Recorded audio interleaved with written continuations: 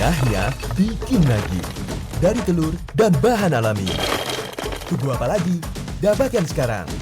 Kata Oma, kasih sayang Oma di kerenyahannya.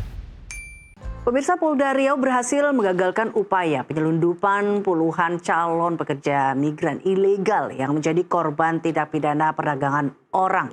Mirisnya, para calon pekerja sebelum dikirim ke Malaysia ditempatkan di hutan mangrove beralaskan tanah dan beratap terpal. Nah, ya kan? Itu hal yang bodoh, ya. Bodoh, saya bilang, ya kan? Kalian dirugikan sekarang, ya kan? Kalian bayar tidak di sini? Bayar. Inilah video amatir saat tim dari Direktorat Reserse Kriminal Umum Polda Riau menyelamatkan sebanyak 26 orang korban TPPO yang terjadi di wilayah Pulau Rupat, Kabupaten Bengkalis, Riau. Saat petugas datang, terlihat para korban yang terdiri dari 21 laki-laki dan 5 orang perempuan, serta 3 orang tersangka tampak sedang memasak dengan beralaskan tanah dan beratap terpal, menunggu untuk diberangkatkan ke Malaysia melalui Pelabuhan Tikus.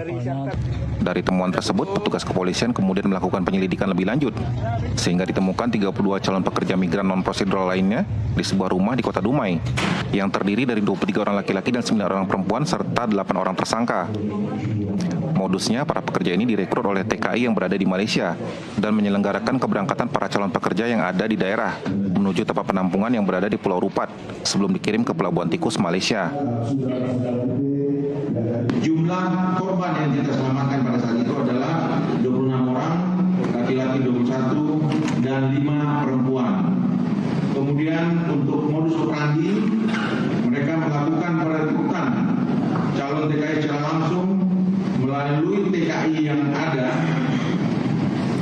di Malaysia, kemudian menyelenggarakan keberangkatan para calon yang ada di daerah menuju ke Pulau Rupat, lalu menampung sementara dan menjelang keberangkatan sampai dengan mereka berangkat sampai ke Malaysia secara ilegal menggunakan speedboat yang disediakan dan berangkat dari pelabuhan tidak resmi.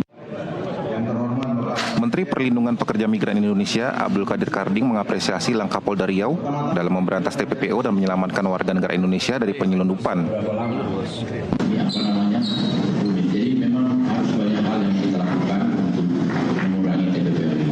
Tapi yang paling penting adalah kita harus memperkuat di pelabuhan-pelabuhan udara maupun pelabuhan-pelabuhan darat dan juga jalur-jalur tikus.